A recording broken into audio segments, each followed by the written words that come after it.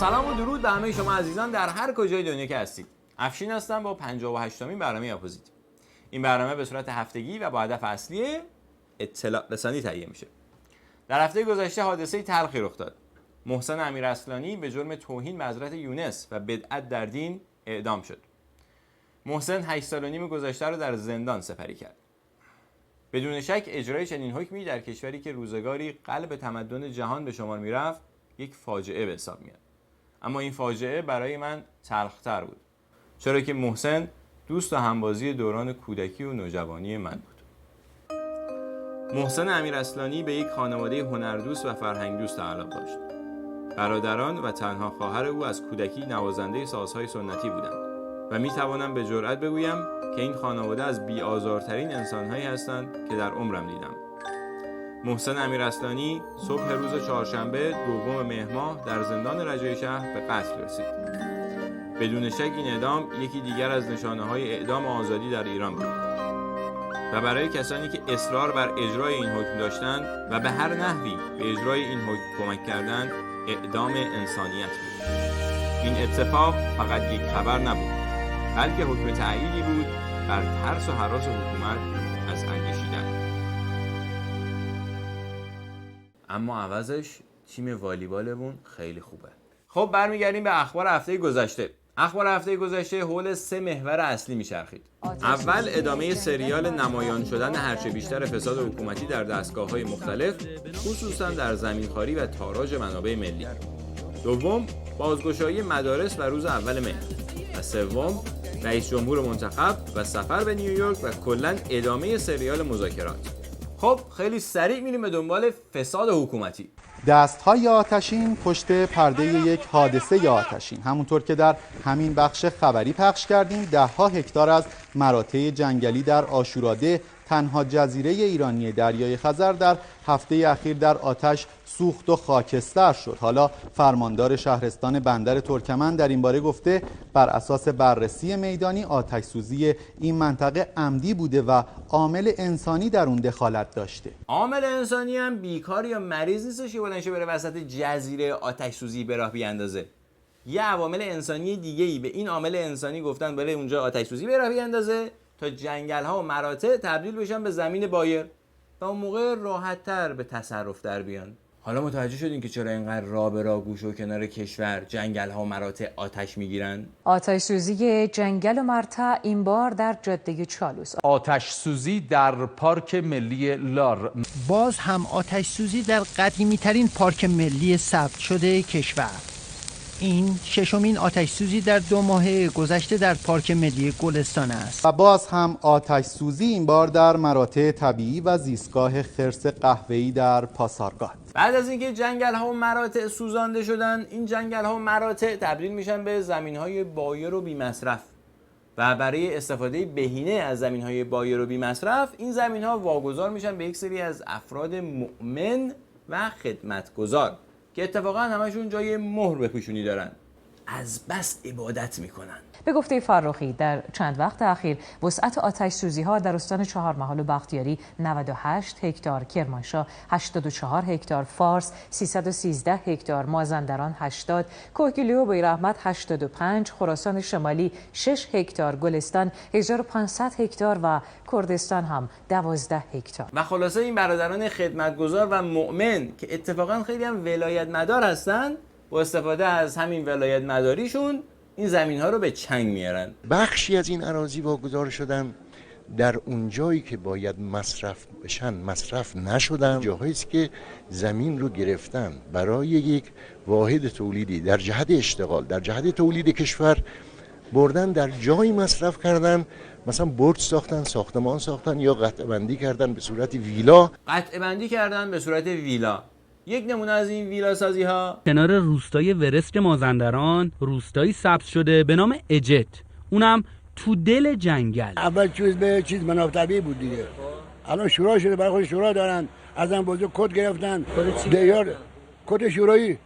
خب من میتونن کد، یعنی کد روستایی گرفتن؟ آره گرفتن دیگه. چجوری گرفتن؟ حالا گرفتن، پارتی داشتن گرفتن. حالا پرونده ساخت و ساز زمینخوارا به بهونه آباد کردن روستای نوظهور اجت رفته رو میز کمیسیون اصل 90 مجلس. رفته که رفته، مثل خیلی از پرونده‌های دیگه که رفته. اصلا یه جایی هست در نظام مقدس تعبیه شده برای اینکه این پرونده ها بره اونجا. فعلا که این برادران مؤمن توی روستای خصوصیشون وسط جنگل دارن حالشو میبرن، هوای آلوده تهران هم تنفس نمیکنن. مردم هم مرتع و جنگل میخوان چیکار کنن که؟ مهم اینه که تیم والیبالشون خیلی خوبه. برخی شنیده ها حاکی از اینه که از خمیر مرغ در سوسیس و کالباس استفاده میشه. البته رئیس سازمان غذا و دارو از ممنوع شدن ورود خمیر مرغ به چرخه تولید سوسیس و کالباس خبر داده و گفته این موضوع از نیمه دوم امسال اجرایی میشه. حضور انورتون عرض کنم که خمیر مرغ نام ماده‌ای که از جداسازی گوشت مرغ از استخوان به وسیله روش‌های مکانیکی حاصل میشه. و تحقیقات جهانی که راجع به این ماده انجام شده نشان از آن دارد که استفاده از این ماده در فرآورده‌هایی که در تهیه آن حرارت استفاده نمی‌شود مثل سوسیس و کالباس خطرناک است و ریسک بیماریزایی بالایی دارد. در ممالک غربی و استکباری که خیلی بدجنس هستند و همش به فکر مادیات هستند، مدت هاست که استفاده از این ماده در اون محصولات مثل سوسیس و کالباس ممنوع شده و حالا در ایران هم ممنوع شده. اما از سوی دیگه مدیرعامل شرکت تعاونی تولید کنندگان فرآورده‌های گوشتی ایران این کار رو غیر ممکن دونسته و گفته امکان حذف خمیر مرغ از سوسیس و کالباس وجود نداره و از مسئولان توقع داریم به صورت منطقی اظهار نظر کنن. منطقی باشن دیگه آقا جان، یعنی چه؟ غیر ممکنه اینا استفاده نکنن، پس استفاده میکنن. حالا مردم هم در معرض خطر ابتلا به بیماری‌های مختلف قرار میگیرن، خب بگیرن. مهم اینه که اینایی که اصلا به فکر مادیات نیستن به اندازه کافی سودشون رو ببرن. شما اگه خواستی میتونید این پرونده رو هم بفرستین به همونجا که اون یکی پرونده اون روستای رفته رو همون میزه. حذف کامل پالم از لبنیات از اول مهر. رئیس سازمان غذا و دارو با بیان اینکه صنایع لبنی حق استفاده از چربی گیاهی رو ندارن و این موضوع به اونها ابلاغ شده، گفته این به این معنیه که چربی طبیعی شیر جایگزین پالم میشه و چون این موضوع قبلا به مسئولان صنعت لبنیات ابلاغ شده، اونها موظفن که این ابلاغیه رو از اول مهر. یعنی به جای اینکه کسایی که تا الان تقلب کردن و در محصولات لبنی روغن پالم ریختن محاکمه بشن یا حداقل جریمه بشن، بهشون ابلاغ شده که از این به بعد روغن پالم در محصولات لبنی استفاده نکنن. ما هم در مملکت عدل علی باید امیدوار باشیم که اونها به این ابلاغیه عمل کنن. حالا مردمی هم که در اثر مصرف اون محصولات لبنی مسموم صدجور مرض گرفتن، خب می‌خواستن نگیرن. عوضش تیم والیبالمون خیلی خوبه. شناسایی و ممانعت از ورود 10,000 خودروی 0 کیلومتر دارای اشکال به بازار تازه ترین خبر دستگاه ناظر بر کنترل کیفیت خودروهای تولید داخل بود. 10,000 خودروی 0 کیلومتر دارای اشکال. تازه اینا اونایی که شناسایی شدن، اونایی که شناسایی نشدن و دادن به خلق الله بماند. با این وجود کم نیستند خریداران خودروی 0 کیلومتری که خودروشون مشکل داشته. نزدیک به 1.5 ماه من خریدم، 15 مورد داره. قالپاقای زیر تایر رو مثلا یکیشو نذاشتن. ماشین 0 که میگیری مثلا یه موتورش خرابه یا جلو بندیش مشکل داره. داخل اتاق یه صداهایی میاد که انگار مثلا این قالبا تحت فشاره.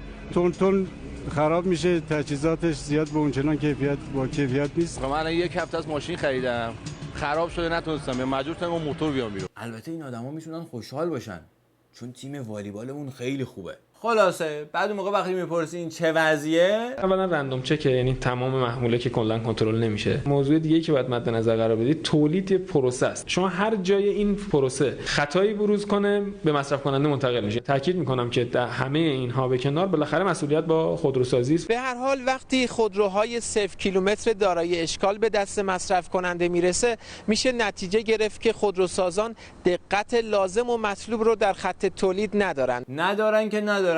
فعلا که اونا دارن خودرو میسازن با همین کیفیت، مردم هم مجبورن به هر قیمتی که اونا میخوان این خودروها رو بخرن.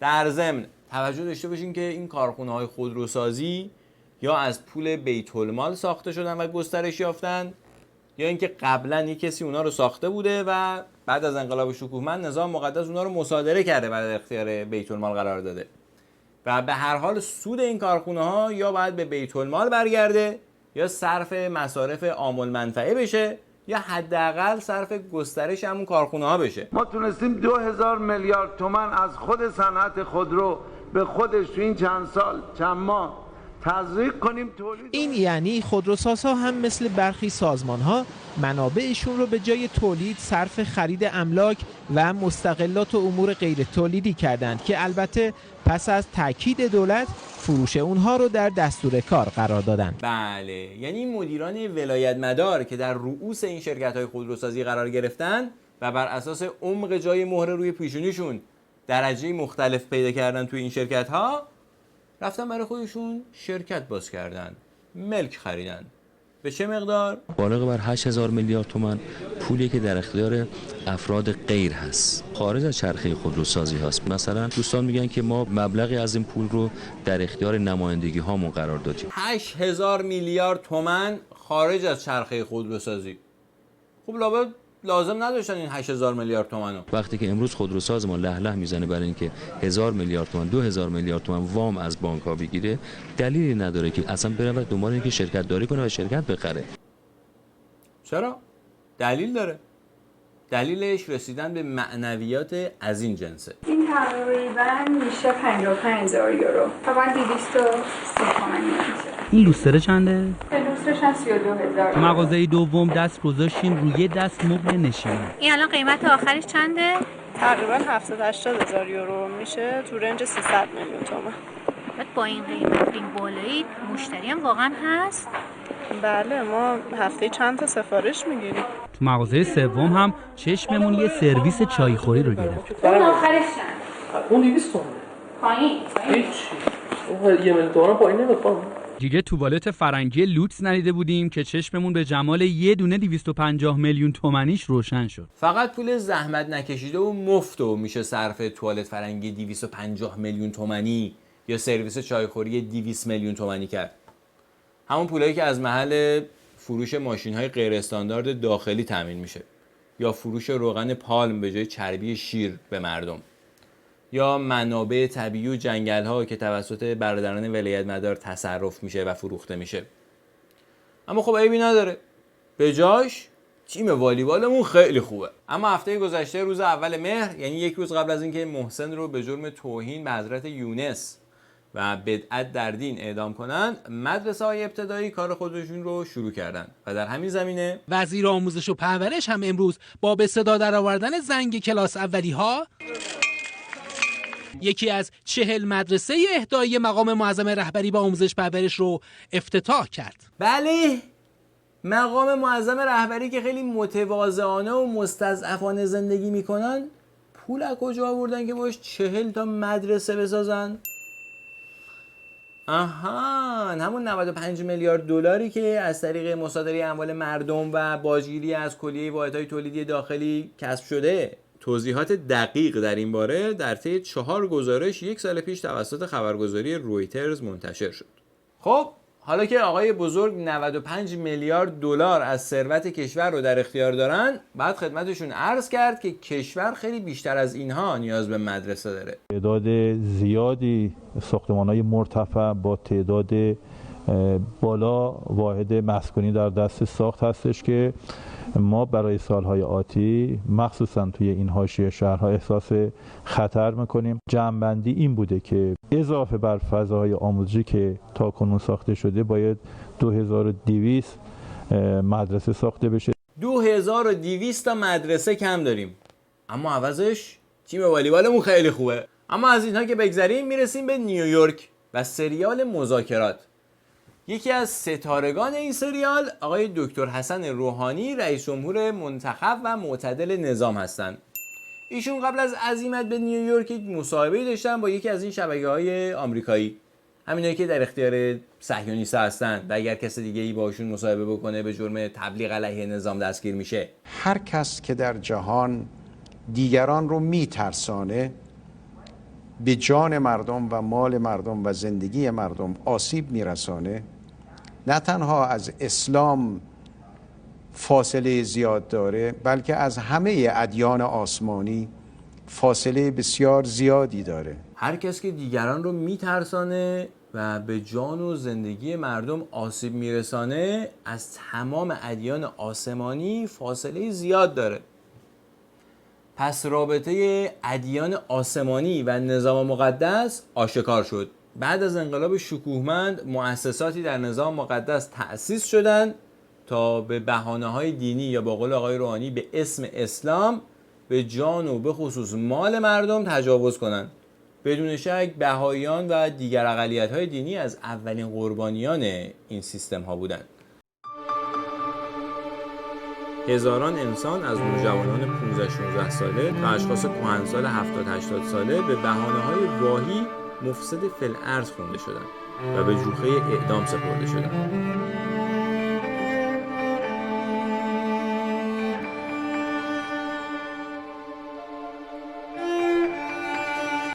و این رفتار تا همین امروز هم ادامه داره، مثل اعدام محسن امیراسلانی. توحش، گردن زدن در دنیای امروز هیچ مفهوم و معنایی نداره. اعدام در ملأ عام و سنگسار کردن و قطع انگشتان دست در دنیای امروز مفهوم و معنا داره، جز این که گروهی میخوان برای منافع دیگران یا برای منافع خود انسانیت رو زیر پا بگذارن. بله، واقعا باید فهمید که این گروه چه منافعی از این کارا کسب میکنن. منطقه ما، جامعه بشری سالیان دراز هست با معضلی به نام افراطیگری، خشونت و تروریسم مواجه هست. بله، 35 سالی میشه. یعنی قبل از انقلاب شکوهمند کسی اصلا نمیدونست افراط چیه که بخواد افراطی بشه، اما بعد از انقلاب شکوهمند هواپیما دزدی، گروگانگیری، بمبگذاری و حملات شهادت طلبانه در دنیا شتاب گرفت تا همین امروز. آمریکایی‌ها و دیگران سالیان دراز هست که ادعا میکنن میخوان با تروریسم مبارزه بکنن، اما مهم این است که ببینیم چرا تاکنون ناموفق بودن. بله، این واقعا خیلی مهمه.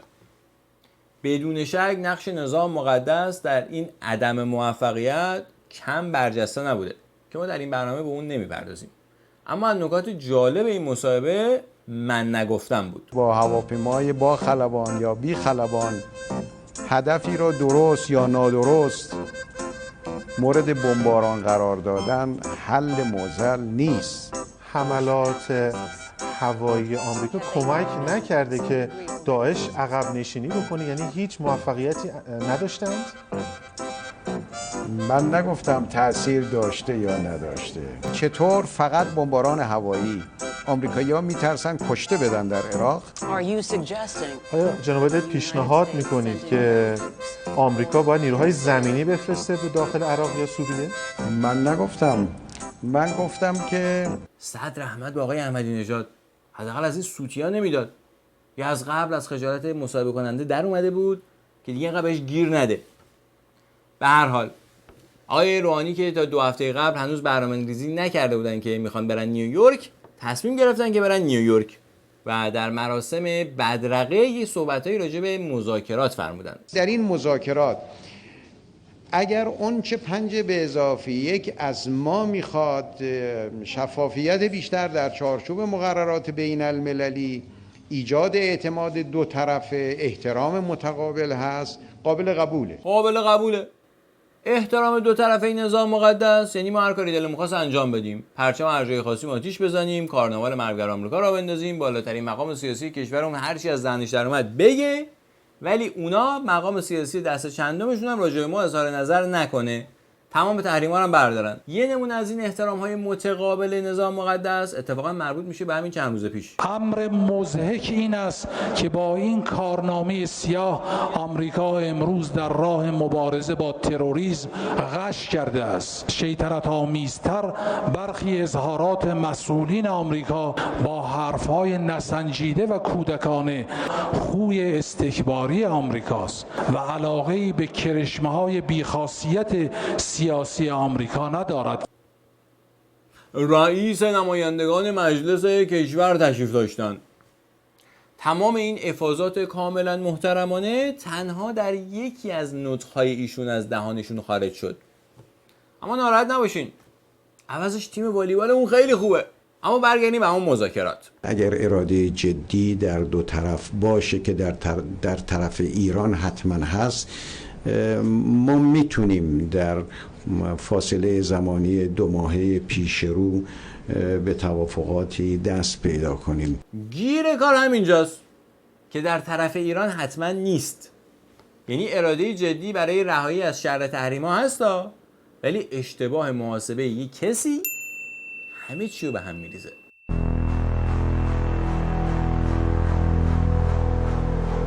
آقای بزرگ اصولا فکر کردن که با گردن کلفتی و داد و بیداد کردن و شلوغ شدن منطقه، نظام مقدس میتونه از زیر تعهداتش شونه خالی کنه. مثل خود کشور که هیچ کس پاسخگو نیست و هیچ کس به هیچ تعهدی عمل نمیکنه.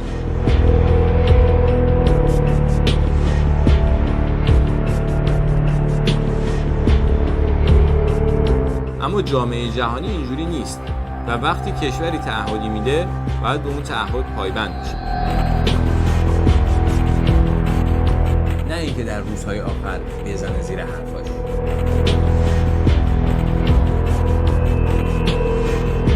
هدف اونها این است که جمهوری اسلامی رو در باب ظرفیت غنیسازی مثلا، حالا که یکی از مسائله، به 10,000 سو راضی کنن. منتها از 500 سو شروع کردن، 500 سو، 1000 سو، که حدود 10,000 سو مثلا حدود 10,000 سانتریفیوژ همین قدیمی هایی که از قبل داشتیم و داریم، این مقدار محصول این مقدار سانتریفیوژ. هدف اونا اینه.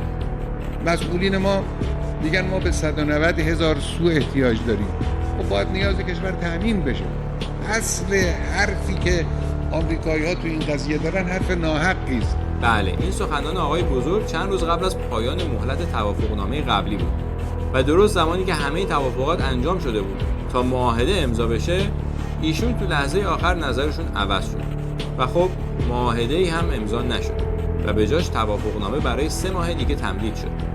بنابراین همه چی الان به نظر ایشون بستگی داره و به عبارت دیگه سرنوشت همه ما به دست کسیه که سواد علمیش، یعنی فیزیک، شیمی، ریاضی یا مثلا زیست شناسیش بیشتر از 3 راهنمایی نیست.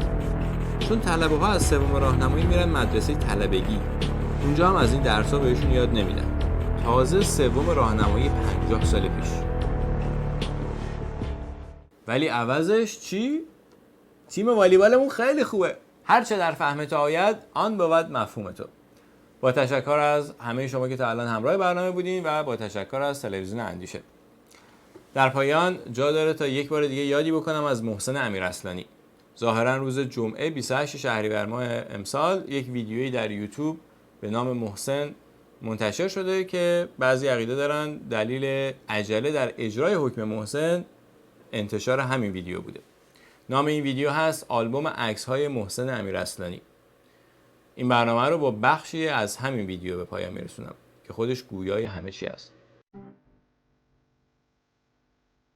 این آلبوم عکس‌های من است.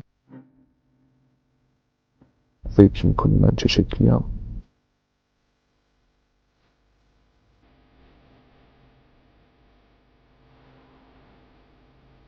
این تصویر کودکی من است.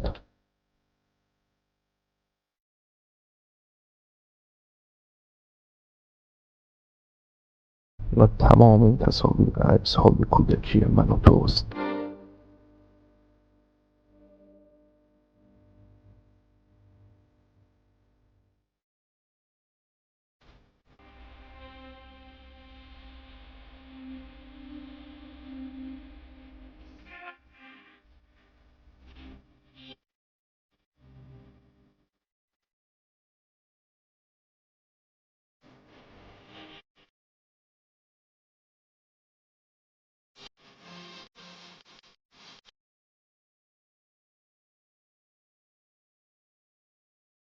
و این تصاویر برادر کوچک من است.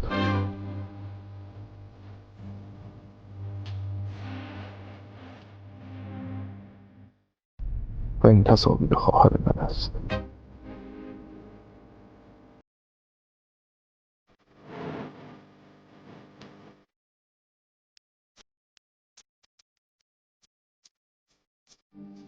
و این تصاویر برای برادر بزرگ من است.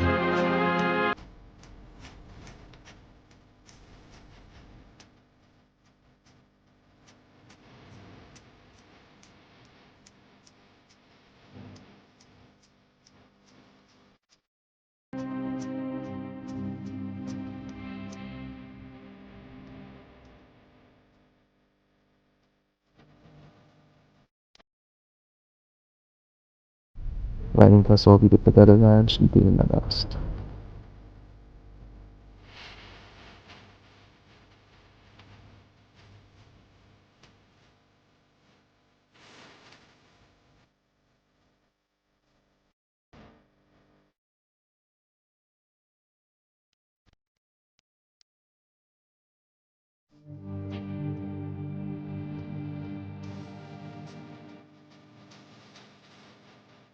پدری که رنج تورم و گرانی و وعده های دروغ شما ایمانش را گرفت.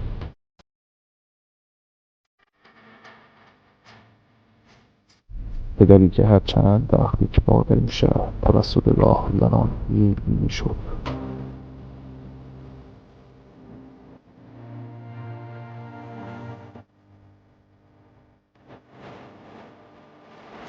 و این تصاویر مادر من است.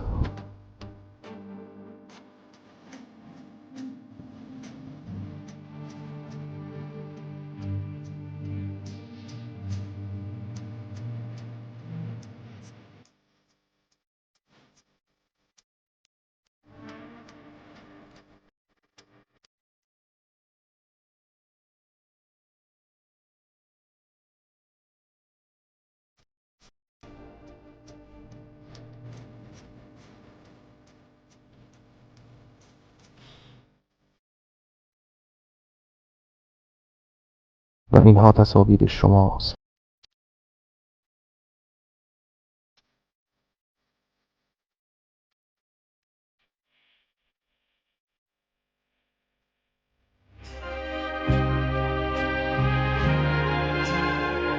این آلبوم خاطرات من است و این سرزمین من است و سرزمین تو.